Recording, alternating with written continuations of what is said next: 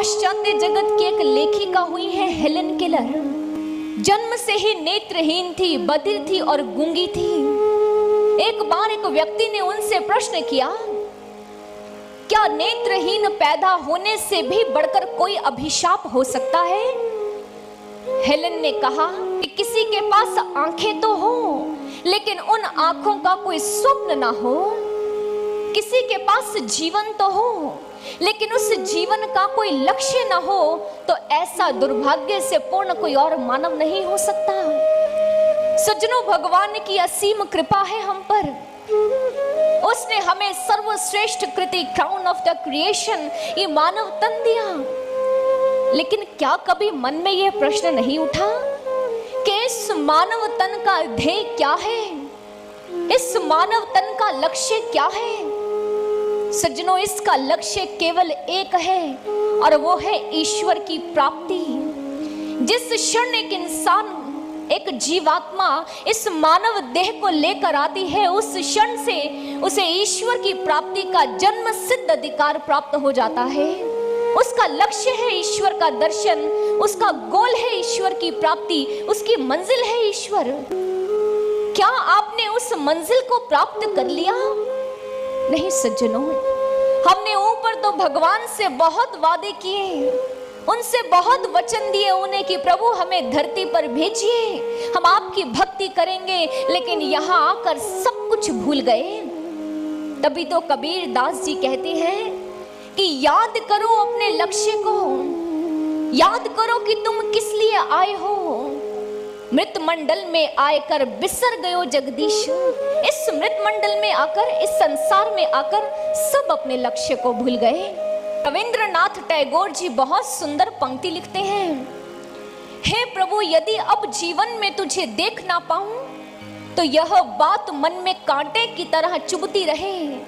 मैं इस बात को भूल ना सकूं, सोते में स्वप्न में मुझे बेचैन करती रहे कि मैं तुझे देख नहीं सका, मैं तुझे पा नहीं सका। संसार की हाट में मैं कितने ही दिन क्यों ना बिता दूं, मेरे दोनों ही हाथ कितनी ही बार धन धान्य से क्यों ना भर जाएं, लेकिन उसका मुझे क्या लाभ।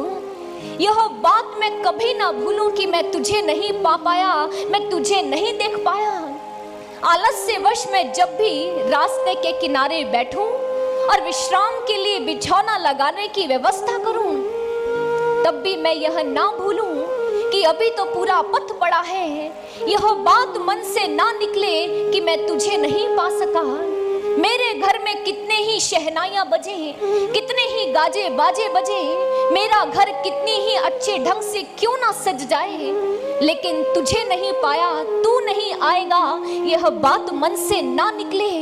मैं कभी इस बात को भूलूं नहीं, ये वेदना सोते और स्वप्न में बनी रहे। कितना सुंदर कह दिया उन्होंने कि भले ही संसार की सारी धन वैभव संपदा मुझे प्राप्त हो जाए, लेकिन मैं अपने लक्ष्य को सदैव याद रखूं। प्रभु मुझ पर इतनी कृपा करना। मैं यदि आलस्य के वशीभूत होकर अपने लक्ष्य को भूलने लगूं, तो प्रभु मुझे याद दिलाना कि अभी तो मेरी पूरी मंजिल पड़ी है, अभी तो मुझे अपनी मंजिल को प्राप्त करना है। मेरे घर में कितनी ही शहनाइयां बजे, मेरे घर में कितने ही राग रंग क्यों ना हो, लेकिन मेरे भीतर मेरे लक्ष्य को पाने की प्रेरणा हमेशा बनी रहे। प्रभु ऐसी कृपा करना। सज्जनों, क्यों? क्योंकि अपने लक्ष्य को प्राप्त किए बिना हम इस मानव तन को सार्थक नहीं कर पाएंगे। ये समय है, समय की मांग है, और आज तो सुनहरा अवसर है कि पूर्ण संत चलकर आपको ये समझा रहा है कि आओ और आकर अपने लक्ष्य को प्राप्त कर लो। सज्जनों, इसलिए समय की देरी मत करो, क्योंकि समय किसी के पास नहीं, किसी को ज्ञात नहीं कि उसके पास कितनी श्वासें शेष हैं। जब समझ आ जाए ईश्वर के लिए बढ़ चलो, उठो और अपने लक्ष्य को प्राप्त करो। परीक्षित आज सुखदेव जी के माध्यम से एक एक कथा को, प्रभु की एक एक लीला को बड़े ध्यान से सुन रहा है।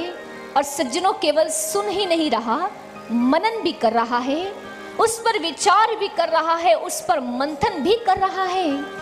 तब सुखदेव जी महाराज परीक्षित से कहते हैं, परीक्षित चलो मैं तुम्हें आज रुक्मणी अपहरण की गाथा सुनाता हूँ, प्रभु के स्वयंवर की गाथा सुनाता हूँ। रुक्मणी विदर्भ देश के राजा भीष्मक की पुत्री।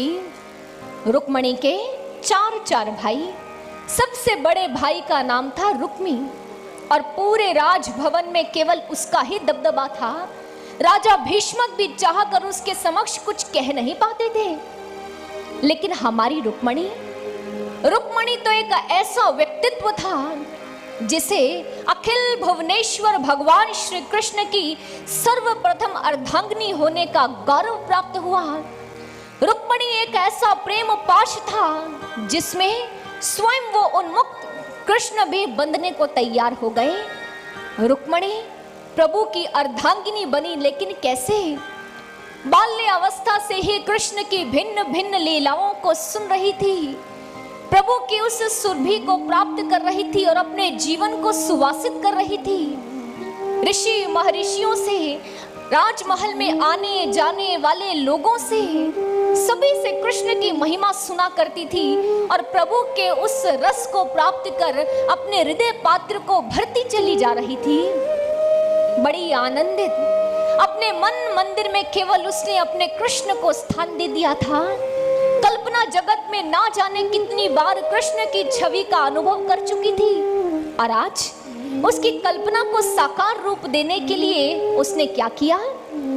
उसने आज एक तुलिका की सहायता ली और उस तुलिका के साथ उसने कृष्ण के भिन्न भिन्न आकारों को आज चित्रपट पर उकेर दिया। पहर पर पहर बीतते चले गए, दिन बीत गए, माह बीत गए और वर्ष बीत गए। रुक्मणी अपने कृष्ण के चित्रों के साथ बातें करती, उनके साथ ही अपना जीवन व्यतीत करती। कृष्ण के नाम की माला जपते जपते रुक्मणी आज कृष्ण के गले में जयमाल पहनाने लायक भी हो गई। रुक्मणी बड़ी हो गई, बाल्य अवस्था से युवा अवस्था को प्राप्त हो गई। आज रुक्मणी का जन्मोत्सव है, इसलिए सारे राजमहल में जन्मोत्सव का उल्लास छाया है। सारी सखियां रुक्मणी के लिए ढेरों उपहार लेकर आई हैं। कोई कंगन लाया है, कोई लहंगा लाया है, कोई कंठहार लाया है। रुक्मणी उन सारे उपहारों को देखकर फूली नहीं समा रही। तभी एक सखी कहने लगी, रुक्मणी क्या आज राजमाता ने तुम्हें कोई उपहार नहीं दिया? इससे पहले रुक्मणी कुछ कहती, तभी द्वार पर राजमाता आकर खड़ी हो गई। जैसे ही रुक्मणी ने देखा, माँ भीतर आओ ना। राजमाता भीतर आई, रुक्मणी को ढेरों आशीर्वाद दिए, शुभकामनाएं दी और साथ ही साथ अपना उपहार भी दिया। रुक्मणी अपनी माँ से उपहार को पाकर अति प्रसन्न हुई। तभी माँ ने कहा, रुक्मणी क्या इसे पहनकर नहीं दिखाओगी, कैसा लग रहा है? रुक्मणी ने कहा, अभी लो माँ, अब तनिक रुको, मैं अभी आई। रुक्मणी अपने माँ के द्वारा दिए गए उपहार को यानी उस लहंगे को पहनकर आई और आज उन वस्त्रों को धारण कर रुक्मणी और भी अधिक सुंदर लग रही है। क्यों? ये विशेषता उस वस्त्रों की नहीं है, ये विशेषता उस रंग की है, क्योंकि वो रंग था पीतांबर। उस पीतांबर रंग को पहनकर तो आज रुक्मणी झूम उठी, प्रफुल्लित कदमों से अपनी माँ के पास आई और अपनी माँ की गोद में अपना सिर रख दिया। कहने लगी, माँ आज से पहले मुझे कभी किसी ने इतना सुंदर उपहार नहीं दिया। माँ ने सुना, कहने लगी, रुक्मणी तुझे पीतांबर रंग इतना पसंद है, ये तो मुझे पता ही नहीं था। रुक्मणी के अंतस से आवाज आई, माँ तू नहीं जानती, मुझे पीतांबर ही नहीं, मुझे तो पीतांबर धारी भी बहुत पसंद है और आज उस पीतांबर को मुझे देकर तूने ये प्रमाणित कर दिया कि मैं सदा सदा के लिए उस पीतांबर धारी की हो जाऊंगी। उस लहंगे को पहनकर, उस पीतांबर को पहनकर आज रुक्मणी अपनी सखियों के संग झूमती नाचती हुई सारे राजमहल में घूमी। फिर अपने पिताश्री के पास गई। प्रणाम पिताश्री। राजा भीष्मक ने देखा, अरे मेरी पुत्री इतनी बड़ी हो गई, अच्छा अब तो अवश्य ही तुम्हारा विवाह करना होगा। सकुचाती शर्माती हुई रुक्मणी वहां से प्रस्थान कर गई। राजा भीष्मक ने रुक्मी को बुलाया, अपने सबसे श्रेष्ठ पुत्र को बुलाया और उससे कहा, क्या जानते हो रुक्मणी की आयु हो चुकी है विवाह वाली। अब उसके लिए हमें एक अच्छा वर ढूंढना होगा। यह सुनना था कि रुक्मी ने कहा, पिताश्री आप चिंता क्यों करते हैं, रुक्मणी के वर का सारा दायित्व मैं अपने कंधों पर लेता हूँ। और इतना कहते ही रुक्मी चल दिया रुक्मणी के कक्ष की ओर। रुक्मणी, रुक्मणी कहाँ हो बहन। रुक्मणी कक्ष में थी ही नहीं, सरोवर के किनारे बैठी अपने कृष्ण के सपनों में डूबी हुई थी। ढूंढते ढूंढते रुक्मी पहुंच गए। क्या बात है, किसके सपनों में खोई है। जैसे ही रुक्मणी ने अपने भ्राताश्री की आवाज सुनी, तंद्रा टूटी और सीधी खड़ी हो गई। अरे भ्राताश्री, आप कब आए, मुझे तो पता ही नहीं चला। रुक्मी ने मुस्कुराते हुए कहा, कोई बात नहीं, कोई बात नहीं। पिताश्री कह रहे थे अब तुम्हारा हमें विवाह करना है। अरे मेरी सुंदर सी बहन के लिए वर भी कोई साधारण थोड़े ना होगा, बहुत महान, पराक्रमी, वैभवशाली, ऐश्वर्यवान होगा तुम्हारा वर। इतना कहते ही रुक्मी आज वहां से प्रस्थान कर गया। और रुक्मणी तो अपने स्वप्नों में फिर से खो गई। द्रुत गति से गई अपने उसी कक्ष में जहां कृष्ण के चित्र बनाए थे। एक एक चित्र को जाकर देख रही है। तभी एक चित्र के सामने गई, खड़ी हो गई, अपनी तूलिका से प्रभु की अंगुली पर सुदर्शन चक्र बना दिया। दूर से खड़े होकर निहार रही है। अरे वाह, यही तो वो है जिन्होंने कंस का उद्धार किया, जिन्होंने जरासंध के अभिमान का मर्दन किया।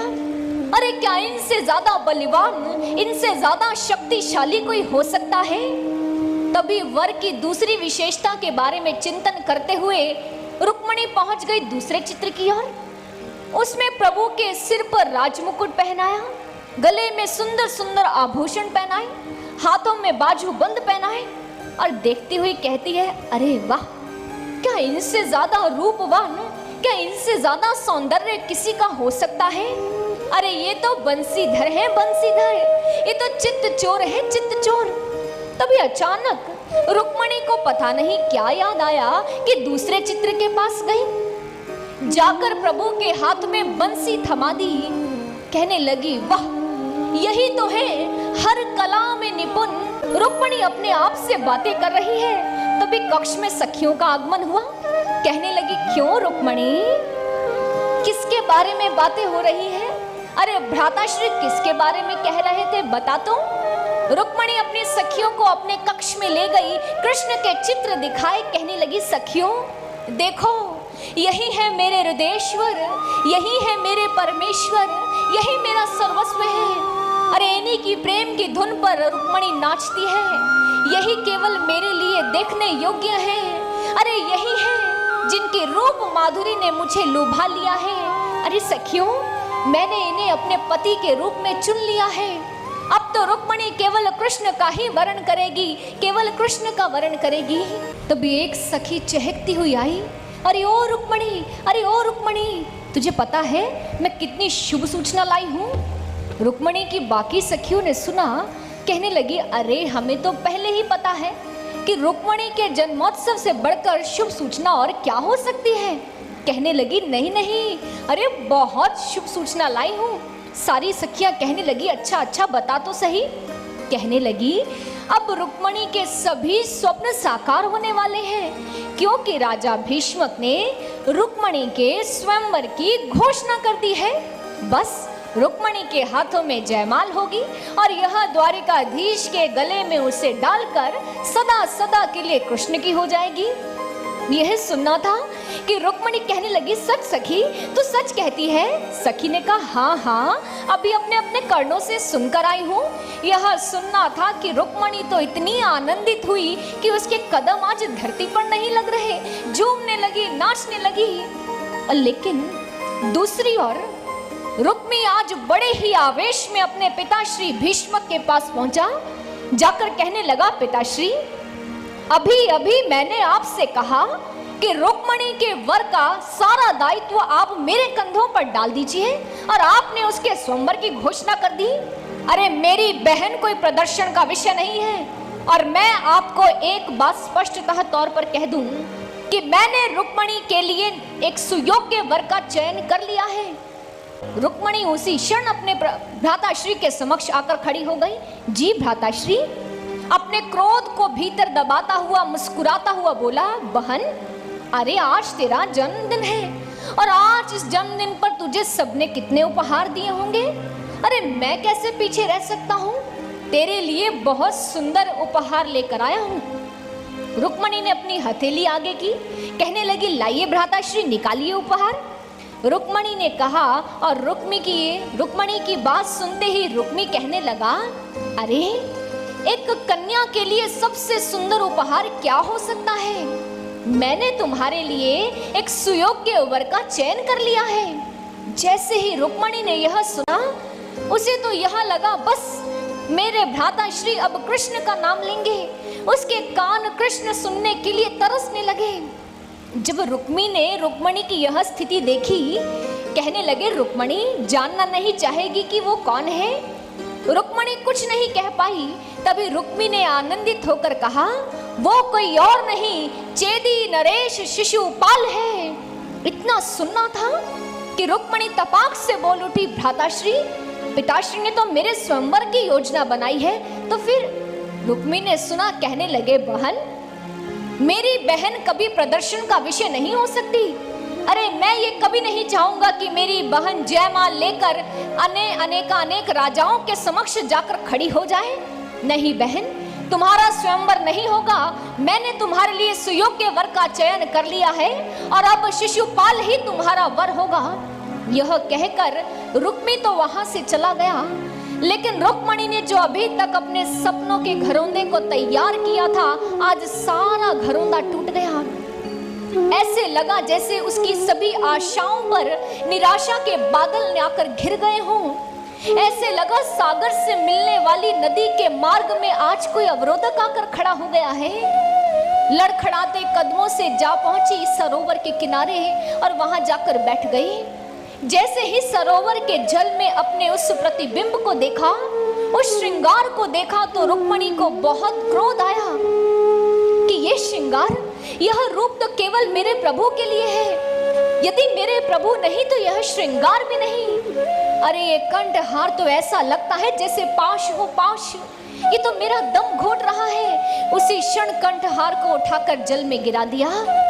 ये बाजूबंद तो ऐसे लगते हैं मानो सर्प लिपटे हो। ये अंगूठी तो ऐसे लगती है मानो बिच्छू कचोट रहे हो।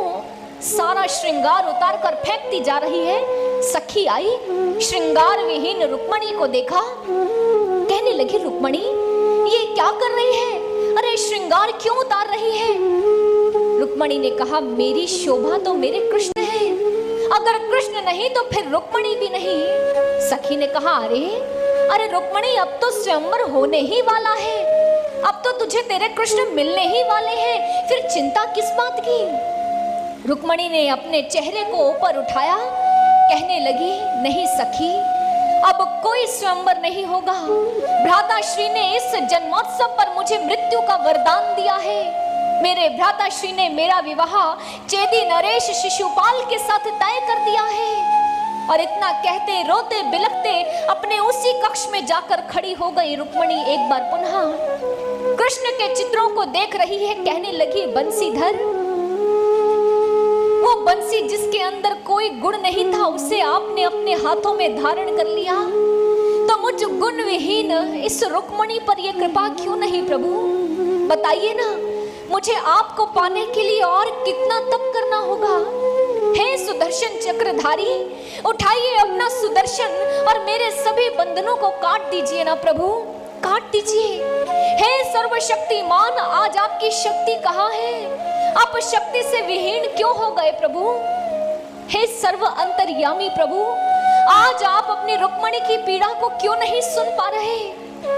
तभी ये विरहा, ये पुकार कृष्ण के चरणों तक पहुंच गई और कृष्ण उसकी अंतर आत्मा से मुखरित हुए और उसे विचार दिया, रुक्मणी, जिस प्रकार तुमने तुलिका की सहायता से मेरे चित्र उकेरे, उसी प्रकार आज तुम कलम और पाती की सहायता से अपने भावों को पिरो दो और मुझ तक पत्र भेज दो। रुक्मणी ने उसी क्षण पाती में कलम से पत्र लिखा, अपने प्रभु के चरणों में प्रार्थना लिखी और ब्राह्मण को बुलाया और पाती द्वारिकाधीश तक द्वारिका में भेज दी। उधर आज जब रुक्मणी का विवाह चेदी नरेश शिशुपाल के साथ होना है, यह सुनते ही रुक्मणी की माता बहुत भयभीत और चिंतित हो गई, क्योंकि वह जानती थी कि रुक्मणी तो केवल कृष्ण से ही प्रेम करती है और केवल कृष्ण की ही अर्धांगिनी बनना चाहती है। तभी उसने अपने स्वामी से कहा, स्वामी, मुझे रुक्मणी की बहुत चिंता हो रही है, मेरा मन बहुत भयभीत हो रहा है। तभी राजा भीष्मक ने उन्हें याद दिलाते हुए कहा, क्या आप भूल गई? हमारे घर पुत्री जन्म ले, इसके लिए मैंने तप किया था और मेरे उस तप से प्रसन्न होकर माँ लक्ष्मी साक्षात मेरे समक्ष प्रकट हो गई थी। तब माँ लक्ष्मी ने कहा था, पुत्र के मोह में आसक्त ये जो संसार है, इसमें पहली बार किसी ने पुत्री के लिए तप किया होगा। मैं संपूर्ण नारियों की ओर से आपके चरणों में प्रणाम करती हूँ और आपके इस तप का फल मैं स्वयं आपके घर में पुत्री बनकर लूंगी। जिस समय स्वयं त्रिभुवनेश्वर वो ईश्वर इस धरती पर अवतार लेगा, तब उनकी अर्धांगिनी बनने के लिए मैं इस धरती पर आऊंगी। तुम भूल गई उसे? अरे मुझे तो पूर्ण विश्वास है कि हमारी रुक्मणी का विवाह केवल और केवल द्वारिकाधीश के साथ ही होगा। सज्जनों, यह है वो आर्यवर्त जहां पर तप के रूप में कन्या की मांग की जाती रही है। यह है वह आध्यात्मिक भारत जहां पर छोटी छोटी कन्याओं को कंजकों के रूप में, दैवीय शक्ति के रूप में उनकी पूजा की जाती रही है। यह है वह गौरवान्वित भारत जिसके ऊंचे चरित्र में पुत्री शब्द के सामने सारी संवेदनाएं फीकी पड़ गई। सज्जनों, लेकिन आज इस भारत की दशा इतनी दयनीय क्यों है? आज इसकी पावन मिट्टी इतनी श्रापित क्यों लग रही है? आज क्यों नन्ही कलियों को खिलने का अवसर नहीं दिया जा रहा? आप ठीक समझ रहे होंगे, मैं इस समय समाज में सबसे भीष्म समस्या के बारे में बात करने जा रही हूं और वह समस्या है कन्या भ्रूण हत्या। नारी उत्पीड़न का सबसे भयावह रूप, the worst form of violence against women is female foeticide. इस सन प्रेफरेंस सिंड्रोम के चलते हुए सज्जनों, 3.5 करोड़ लड़कियां गायब हैं, कन्या मृत हो चुकी हैं। क्यों? क्योंकि हमें पुत्र चाहिए, पुत्री नहीं चाहिए। कन्या भ्रूण हत्या हुई और नारियों की संख्या कम होने लगी। नारियों की संख्या कम हुई तो वायलेंस, ट्रैफिकिंग जैसी समस्याएं सामने आकर खड़ी हो गई। सज्जनों, इसके कारण फिर से महिला का स्टेटस समाज में गिर गया। जब स्टेटस गिरा तो फिर से माता पिता की मानसिकता क्या हो गई? भेदभाव की। और जब भेदभाव उत्पन्न हुआ, फिर से क्या जन्म लिया? कन्या भ्रूण हत्या। इस प्रकार ये एक ऐसी अंतहीन श्रृंखला बंध गई कि सज्जनों, इसके कारण हमारा सारा समाज प्रदूषित हो रहा है। इस कन्या भ्रूण हत्या के कारण ही समाज के भीतर इतनी समस्याएं, महिलाओं के प्रति इतने घोर अत्याचार देखने को मिल रहे हैं। हर 4.5 मिनट में एक महिला घरेलू हिंसा की शिकार होती है। हर 16 मिनट में एक महिला का शील भंग होता है।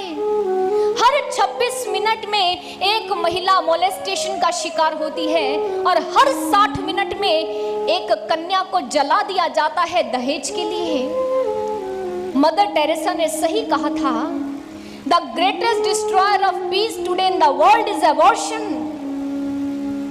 मां के गर्भ में मारे जाने वाला जो शिशु है, इसके कारण ही समाज के भीतर अनेक समस्याएं जन्म ले रही हैं। हम सोच भी नहीं सकते कि एक छोटी सी समस्या इतना विशाल काय मुख बनाकर हमारे समाज के समक्ष खड़ी हो जाएगी। कारण क्या है? दादी को पोता चाहिए, पोती नहीं। जैसे ही पोती जन्म लेती है, दादी माथे पर हाथ मारती है कि किस्मत पर पत्थर पड़ गया। This is known as paralysis of analysis. इंसान की मानसिकता कुंठित हो चुकी है, इंसान की मानसिकता क्षुद्र हो चुकी है। सज्जनों, मैं आपसे पूछना चाहूंगी, उस दादी से पूछना चाहूंगी कि यदि पोती का जन्म होने पर किस्मत पर पत्थर पड़ गए तो क्षमा कीजिएगा, जिस दिन आपका जन्म हुआ था तो उस दिन क्या हुआ था? क्या उस दिन किस्मत पर पत्थर नहीं पड़ा? कन्या को तो भगवान का प्रसाद और प्रकृति का वरदान कहा गया। जब भी घर के भीतर कन्या की पहली किलकारी गूंजती थी, हमारे पूर्वज बड़ी ही खुशी में उल्लासित होकर कहते थे, बधाई हो, घर में लक्ष्मी आई है। एक और हम करते हैं कन्यादान, जिसे कहते हैं महादान, और एक और करते हैं कन्या हत्या। ये कैसी दोहरी मानसिकता है इंसान की। दादा को वंश को आगे बढ़ाने वाला चाहिए, दादा को वंश का मान बढ़ाने वाला चाहिए, वंश का नाम बढ़ाने वाला चाहिए। सज्जनों, मैंने तो यह सुना है कि नाम होता है अपने श्रेष्ठ कर्मों से, लेकिन यदि फिर भी आपका यह तर्क है तो मुझे एक बात बताइए, क्या कल्पना चावला, प्रतिभा पाटिल जी, क्या उन्होंने अपने वंश के नाम को ऊपर नहीं उठाया? क्या उन्होंने अपने माता पिता के नाम को उच्च स्थान नहीं दिया? वो भी तो कन्याएं थी, वो भी तो किसी के घर की बेटियां थी।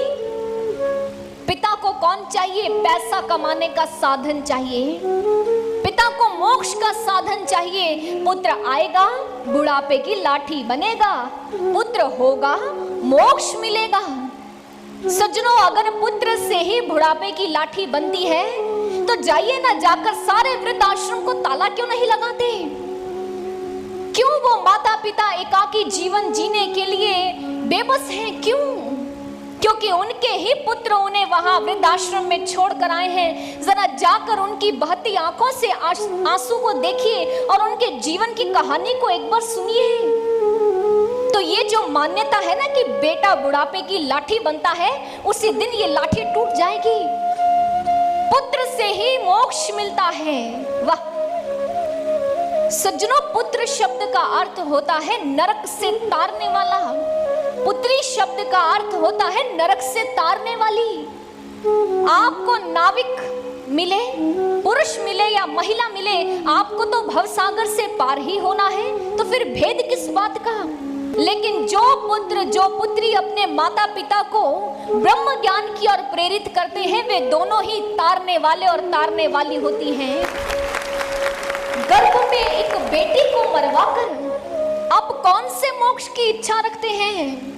सज्जनों, गर्भ में बेटी को मरवाना, किसी शिशु की हत्या करवाना, ये तो महापाप है, महापाप। यत् पापं ब्रह्म हत्याया द्विगुणं गर्भपातने, कि एक पाप होता है जब किसी ब्राह्मण की मृत्यु हो जाए, लेकिन अगर आप किसी कन्या की मृत्यु करते हैं, उससे मृत्यु दान देते हैं, तो ये उस पाप से भी दुगना पाप है। और कहते हैं ब्राह्मण की हत्या का प्रायश्चित तो फिर भी है, लेकिन बेटी की हत्या का कोई प्रायश्चित नहीं है, वो तो एक महापाप है। सोचिए, सारा समाज महापाप कर रहा है, तो ईश्वर के कोप से आप लोग बच जाओगे? क्या ईश्वर को प्रसन्न कर लोगे? नहीं सज्जनों, नहीं कर सकते। एक माँ अपने 3 साल की बेटी को लेकर डॉक्टर के पास गई, कहने लगी, डॉक्टर साहब, मेरे गर्भ में एक कन्या पल रही है, आप एबॉर्शन कर दीजिए, इसे गिरा दीजिए। डॉक्टर ने ज्यों ही सुना, कहा, देखिए ये कैसी बातें कर रही हैं, ऐसे नहीं करते, आपने उसे स्थान दिया है अपने गर्भ में, अब उसे क्यों मरवा रही हैं? उस महिला ने कहा, मुझ पर बहुत फैमिली प्रेशर है, मेरे पति नहीं चाहते, मेरी सास नहीं चाहती, आप कृपया कर इसे अबॉर्ट कर दीजिए, इसे निकाल दीजिए। डॉक्टर ने फिर समझाया, वो नहीं मानी। तब जानते हैं डॉक्टर ने क्या कहा? डॉक्टर ने कहा, ठीक है, तो मैं आपकी इस 3 साल की बेटी को ही मार देता हूँ। यह सुनना था कि महिला आवेश में आ गई, डॉक्टर से कहने लगी, डॉक्टर साहब, आपका दिमाग तो नहीं खराब हो गया? कैसी बातें करते हैं? डॉक्टर ने कहा, जो बात आपने कही वही मैं कह रहा हूं। जिस गर्भ में पल रहे शिशु को आप मरवाना चाहते हैं, वो भी तो जीवित है। fetus is regarded as a human life from the moment of fertilization. जिस समय वो माँ के गर्भ में आता है उसी समय से वो जीवित हो जाता है। अब तो हमारे वैज्ञानिक भी कहते हैं कि उसके अंदर चैतन्य शक्ति उसी क्षण प्रवेश कर जाती है। तो फिर अंतर क्या है? चाहे बाहर वाली आपकी बेटी को मारा जाए या भीतर वाली, दोनों में ही चैतन्य शक्ति है, दोनों ही जीवित है। हे मातृशक्ति, यदि आप भी मजबूरियों के कारण, यदि आप भी प्रेशर के कारण अपनी बच्ची को इस प्रकार मरवाती हैं, तो आप भी दोषी हैं। आप तो मातृशक्ति हैं, दुर्गा स्वरूप हैं। अपनी शक्ति को पहचानती क्यों नहीं है? अपनी शक्ति को पहचानो कि आप कौन हो। अश्रु नहीं है नियति तुम्हारी, तुम में भी है शक्ति अपार। नर ना कर पाए किंचित तो तुम करना जग का उद्धार। निज अंतर मन में झांको तुम, अपनी क्षमताएं आको तुम। प्रतिभाओं को दो आकार, तुम में भी है शक्ति अपार। मर्यादा जो हरे तुम्हारी, बन जाना अग्नि चिंगारी। करना दुष्टों का संहार, तुम में भी है शक्ति अपार। मैं आपको एक घटना सुनाती हूँ। सन 1140 की बात है। राजा कॉनरेड ने वीनस वर्ग पर अपना आधिपत्य स्थापित कर लिया। वहां की महिलाओं ने राजा के समक्ष एक अपील की। उनसे कहा कि आप हमें इस राज्य से जाने की इजाजत दें और हम अपने कंधों पर और अपने हाथ पर जो सामान उठाकर जा सकें हमें उसके साथ जाने दें। राजा ने कहा ठीक है जाओ। जानते हैं उन नारियों ने क्या किया? अपने कंधों पर अपने पतियों को उठाया और अपने हाथों में अपने बच्चों को उठाया और चल दी। राजा के लोगों ने जब इस दृश्य को देखा तो विरोध में खड़े हो गए। तब राजा ने कहा नहीं, मैं अपने वचन से बंधा हूं, मैंने शब्द कहे हैं और पूरा करना ही होगा। लेकिन आज मैं समझ गया हूं कि नारी का शौर्य, नारी की शक्ति अनंत है, वो दिव्य है। नारी चाहे तो कुछ भी कर सकती है।